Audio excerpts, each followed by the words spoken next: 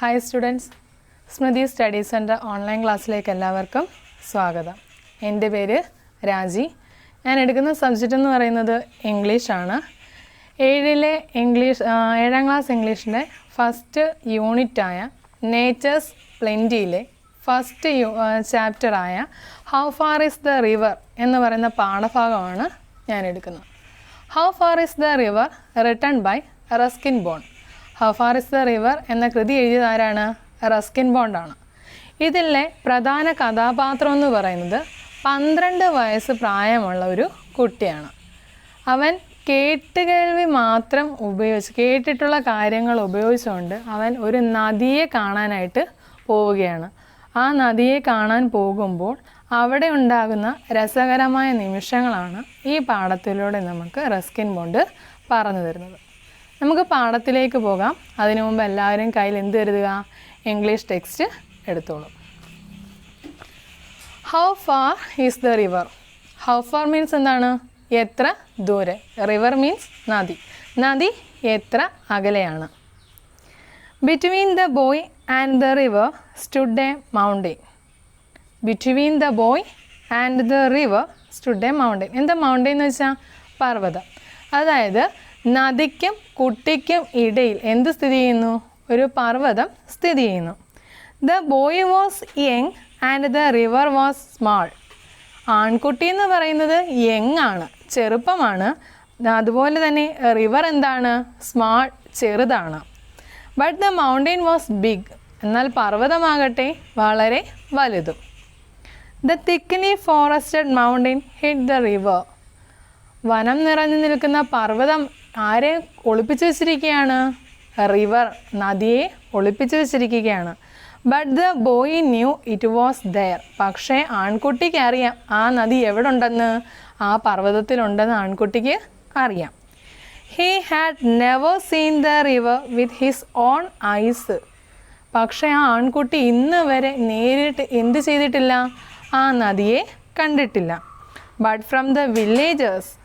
എന്നാൽ അവിടെയുള്ള വില്ലേജേഴ്സിൽ നിന്നും, വില്ലേജേഴ്സ് മീൻസ് ഗ്രാമീണവാസികളിൽ നിന്നും, he had heard of it. അവൻ എന്ത് ചെയ്തിട്ടുണ്ട്? നദിയെക്കുറിച്ച് കേട്ടിട്ടുണ്ട്. നദിയിൽ എന്തെല്ലാം കാര്യമാണ് കേട്ടിരിക്കുന്നത്? Of the fish in its waters and of its rocks. എന്തിനെപ്പറ്റി? നദിയെക്കുറിച്ച്, നദിയിലുള്ള എന്തിനൊക്കെ പറ്റി അവൻ കേട്ടിരിക്കുന്നത്? നദിയിലുള്ള മത്സ്യസമ്പത്തിനെ പറ്റിയും അതുപോലെ തന്നെ പാറകളെ പറ്റിയും. He wished to touch the water and knew it personally. അവനൊരാഗ്രഹമുണ്ട്. എന്താ? To touch the water. ആ നദിയെ ഒന്ന് തൊടണം. അതുപോലെ തന്നെ and know it is personally. ഒന്ന് നേരിട്ടറിയണം. ആ നദി ഒന്ന് നേരിട്ടറിയുകയും വേണം, ആ നദിയെ ഒന്ന് തൊടുകയും വേണം. അതാണ് ആരുടെ ആഗ്രഹം? നമ്മുടെ ഈ കഥയിലെ ആൺകുട്ടിയുടെ ആഗ്രഹം. He stood in front of his house on the hill opposite the mountain. പർവ്വതത്തിനെതിരെയുള്ള കുന്നിൻ മുകളിലാണ് നമ്മുടെ ഈ കുട്ടിയുടെ വീട്. അവൻ എന്ത് ചെയ്തു? ഇപ്പം വീടിന് പുറത്ത് വന്ന് നിൽക്കുകയാണ്. And gazed across the Valley. അതിനുശേഷം അത്ഭുതത്തോടെ താഴ്വരയൊന്ന് നോക്കുന്നു. Dreaming of the river. എന്തിനെ സ്വപ്നം കണ്ടുകൊണ്ട്? നദിയെ സ്വപ്നം കൊണ്ടുകൊണ്ട് അവനിപ്പോൾ അവൻ്റെ വീടിന് മുൻവശത്തേക്ക് ഇറങ്ങി നിൽക്കുകയാണ്. He was about 12 years old. അവൻ എത്ര വയസ്സ് പ്രായമുണ്ട്? 12 വയസ്സ് പ്രായമുണ്ട്. A sturdy boy with untidy black hair and shining black eyes. അവൻ എങ്ങനെയാണ്? മുടി ചീകി ഒതുക്കിയിട്ടില്ല. മുടിയൊന്നും ചീകി ഒതുക്കാതെ നല്ല കറുത്ത തിളക്കമാർന്ന കണ്ണുകളാണ് അവനുള്ളത്. He had fine features and a clear brown skin. അതുപോലെ തന്നെ അവൻ്റെ സ്കിൻ, തൊലിയുടെ നിറമെന്ന് പറയുന്നത് എന്താണ്? ബ്രൗൺ കളറാണ്, തവിട്ട് നിറമാണ്. But his hands and feet were rough and scratched. പക്ഷേ അവൻ്റെ കൈകാലുകൾ എന്ന് പറയുന്നതോ നല്ല പരുക്കനും അതുപോലെ തന്നെ വിള്ളലുകൾ നിറഞ്ഞതുമാണ്. He was barefooted. അവൻ എങ്ങനെയാണ്? barefooted ആണ്. എന്താ barefooted മീൻസ്? നഗ്നപാതനാണ്. അവൻ എന്തില്ല? ചെരുപ്പ് ധരിക്കാറില്ല. Not because he couldn't afford shoes. അവന് ഷൂസ് ഇടാൻ സാധിക്കാത്തത് കൊണ്ടല്ല. But because he like the feel of warm stones and cool grass. അവന് ഷൂ ഇടാൻ പറ്റാത്തത് കൊണ്ടല്ല, പകരം അവൻ എന്തറിയണമെന്ന് അവന് ഫീൽ ചെയ്യണമായിരുന്നു, അവന് അനുഭവിക്കണമായിരുന്നു. വാം സ്റ്റോൺസിൻ്റെയും കൂൾ ഗ്രാസിൻ്റെയും, അതായത് ചൂട് കല്ലിൻ്റെയും അതുപോലെ തന്നെ പുൽത്തകിടിയുടെ തണുപ്പും അവൻ എന്ത് ചെയ്യണം അറിയുന്നു, അനുഭവിക്കണമായിരുന്നു. അതുകൊണ്ടാണ് അവൻ എന്ത് ചെയ്തത്, ബെയർ ഫൂട്ടായി, അതായത് നഗ്നപാതനായി നടന്നിരുന്നത്. It was 11 o'clock and he knew his parents wouldn't return home till evening. It was 11 o'clock. ഇപ്പോൾ സമയം എത്ര മണിയായിരിക്കുന്നു, 11 മണി ആയിരിക്കുന്നു. ആൻഡ് ഹീ നോ, അതുപോലെ തന്നെ അവൻ അറിയാം, his parents wouldn't return home till evening, വൈകുന്നേരമാവാതെ അവൻ്റെ പേരൻസ്, അവൻ്റെ രക്ഷിതാക്കൾ തിരികെ വീട്ടിലെത്തുകയില്ല എന്ന കാര്യവും അവന് നല്ലതുപോലെ അറിയാമായിരുന്നു. There was a loaf of bread he could take with him. അവൻ്റെ കയ്യിൽ ഒരു കഷ്ണം ബ്രെഡും എടുത്തു. And on the way he might find some fruits. പോകുന്ന വഴി അവൻ എന്ത് ചെയ്യും, കുറച്ച് ഫ്രൂട്ട്സ് കിട്ടും എന്നാണ് അവൻ കരുതുന്നത്. അതുകൊണ്ട് അവൻ എന്ത് മാത്രമേ എടുത്തിട്ടുള്ളൂ, ഒരു കഷ്ണം ബ്രെഡ് മാത്രമേ എടുത്തുള്ളൂ. Here was the opportunity he had waited for.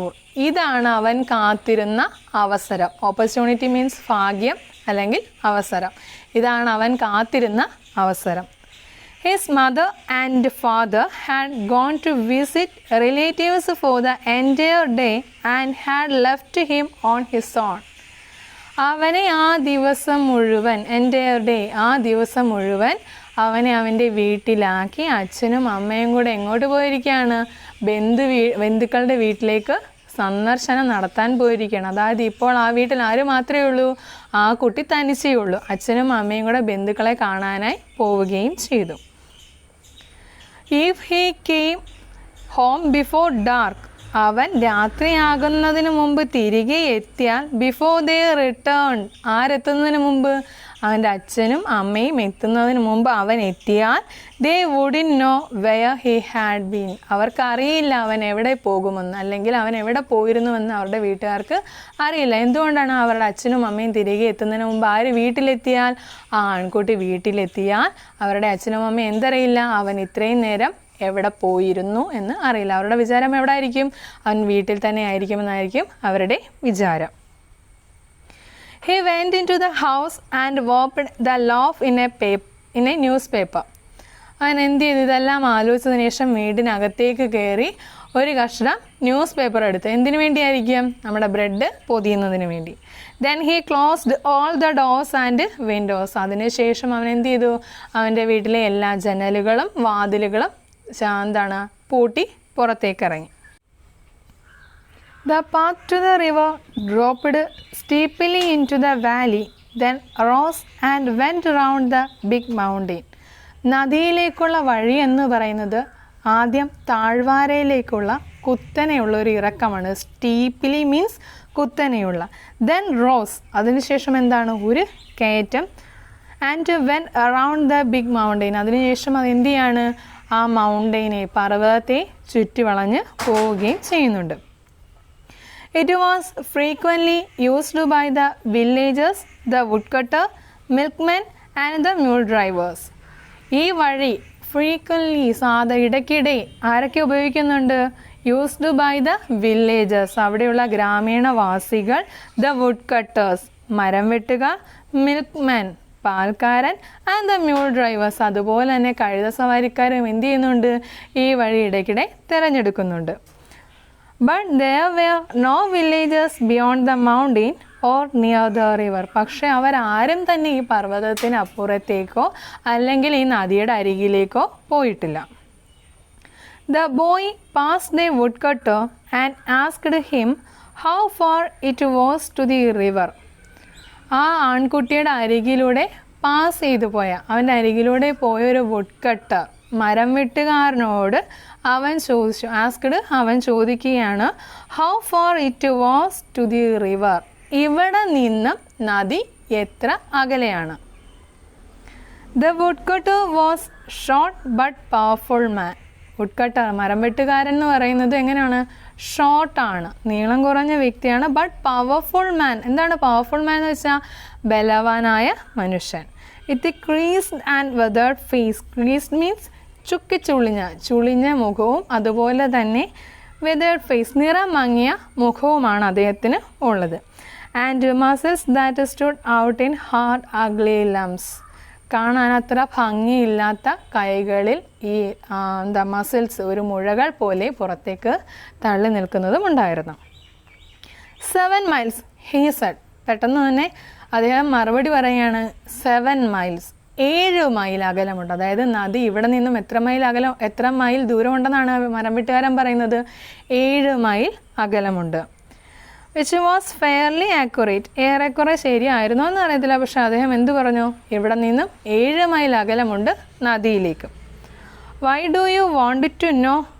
അതുപോട്ടെ, നീ എന്തിനാണ് നദിയുടെ ദൂരം അറിയുന്നത്? ഇവിടെ നിന്നും നദിയിലേക്ക് എത്ര ദൂരമുണ്ടെന്ന് നീ എന്തിനാണ് അറിയുന്നത്? മരം വെട്ടുകാരൻ ആൺകുട്ടിയോട് ചോദിക്കുകയാണ്. I am going to the river said the boy. ആൺകുട്ടി ഒരു മടിയും കൂടാതെ പറഞ്ഞു, എന്താ?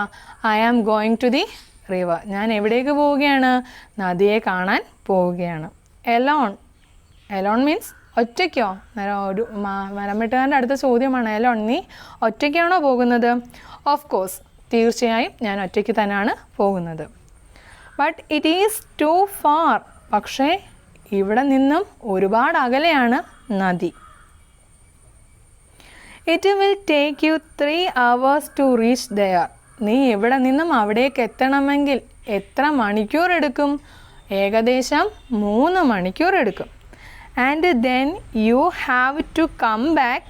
അത് മാത്രമല്ല, പോയി നീ തിരികെ എത്തുമ്പോഴേക്കോ it will be getting dark. ഇവിടെ നിന്നും അവിടേക്ക് പോകാൻ തന്നെ 3 മണിക്കൂർ എടുക്കും. തിരിച്ച് അവിടെ നിന്ന് നീ വരുമ്പോഴേക്കും എന്തായി തീർന്നിരിക്കും? ഡാർക്കായിരിക്കും. അതായത് സന്ധ്യയാവും, അല്ലെങ്കിൽ ഇരുട്ട് വീണിരിക്കും. Besides it is not an easy road. അത് കൂടാതെ അവിടെ ആ റോഡ് അത്ര ശരിയല്ല. ആ പാത അത്ര ശരിയുമല്ല. നീ വിചാരിക്കുന്നത് അത്ര ആ പാത എളുപ്പമുള്ളതുമല്ല. But I am a good walker. പക്ഷെ ഞാൻ നല്ലൊരു നടത്തക്കാരനാണ്. Said the boy though he had never walk further than the mile from his house to his school. പക്ഷേ അവൻ പറഞ്ഞത് എന്തായിരുന്നു? കള്ളമായിരുന്നു. അവൻ 1 മൈലിൽ ദൂരം നടന്നിട്ടില്ല. അവൻ്റെ വീടും സ്കൂളുമായിട്ട് 1 മൈൽ ദൂരമുണ്ട്. ആ 1 മൈലിൽ കൂടുതൽ ദൂരമൊന്നും അവൻ നടന്നിട്ടും ഉണ്ടായിരുന്നില്ല. The path was steep. ആ പാത എങ്ങനെയുള്ളതായിരുന്നു? സ്റ്റീപ്പായിരുന്നു, ചെങ്കുത്തായതായിരുന്നു. And the boy had to run most of the time. അതുകൊണ്ട് തന്നെ ആൺകുട്ടി ഏറെക്കുറെ നടക്കുകയല്ല, എന്തായിരുന്നു ചെയ്തത്? ഓടുകയായിരുന്നു ചെയ്തിരുന്നത്. It was a dizzy winding path and he slipped once or twice. അത് മാത്രമല്ല, ഇറ്റ് വാസ് എ ഡിസി, തല കറങ്ങുന്ന അല്ലെങ്കിൽ തലകറക്കം തോന്നിക്കുന്ന രീതിയിലുള്ള, അതുപോലെ തന്നെ വിൻഡിങ് പാത്ത്, ചുറ്റി വളഞ്ഞ പാതയായിരുന്നു. And he slipped once or twice. അതുകൊണ്ട് തന്നെ അവൻ 1-2 തവണ എന്ത് ചെയ്യുകയും ചെയ്തു? നിറഞ്ഞു വീഴുകയും ചെയ്തിരുന്നു. The hill was covered with Lush green ferns. അവിടെ എന്തുണ്ടായിരുന്നു? ഗ്രീൻ ഫേൺസ് കൊണ്ട് ചുറ്റി വളഞ്ഞിരിക്കുക, അതായത് പന്നൽ ചെടി കൊണ്ട് അവിടെ ചുറ്റി വളഞ്ഞിരിക്കുകയായിരുന്നു. The trees were wound in creepers and a great wild dahlia suddenly reared its golden head from the leaves and ferns. അത് മാത്രമല്ല, അവിടെയുള്ള മരങ്ങളിലെല്ലാം ക്രീപ്പേഴ്സ് ഉണ്ടായിരുന്നു, വള്ളിപ്പടർപ്പുകളുണ്ടായിരുന്നു. അതിനിടയിൽ നിന്നും കൊണ്ട് ഒരു gold colour great wild dahlia, ഒരു വലിയ ഡാലിയ പുഷ്പം എന്ത് ചെയ്യുന്നുണ്ട്? റീർ ചെയ്തിരുന്നു, തല ഉയർത്തി നോക്കിയിരുന്നു. It's golden head from the leaves and ferns. ആ പന്നൽ ചെടികളുടെ ഇടയിൽ നിന്നും അതുപോലെ തന്നെ വള്ളിപ്പടർപ്പുകളുടെ ഇടയിൽ നിന്നും നമ്മുടെ ഡാലിയ പുഷ്പം, സ്വർണ്ണ നിറമുള്ള ഡാലിയ പുഷ്പം എന്ത് ചെയ്തിരുന്നു? തല ഉയർത്തി നിൽക്കുന്നതായിട്ട് ഈ ആൺകുട്ടിക്ക് തോന്നുകയും ചെയ്തു. ഇത്രയും കാര്യങ്ങൾ നിങ്ങൾക്ക് മനസ്സിലായെന്ന് കരുതുന്നു. അടുത്ത ഭാഗം ഉടനെ കാണാം. അതുവരെ നിങ്ങൾ എന്ത് ചെയ്യുക? ഈ ടെക്സ്റ്റ് ഇത്രയും ഭാഗം നല്ലതുപോലെ വായിച്ചു നോക്കുക.